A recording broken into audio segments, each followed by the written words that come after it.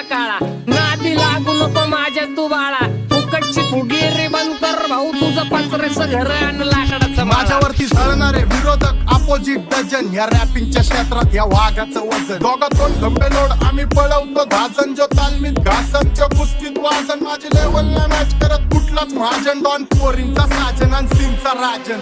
आलीच कुटून कशाला बाया तू खातीच एवढा भाव, आलीच कुटून कशाला बाया तू खातीच एवढा भाव.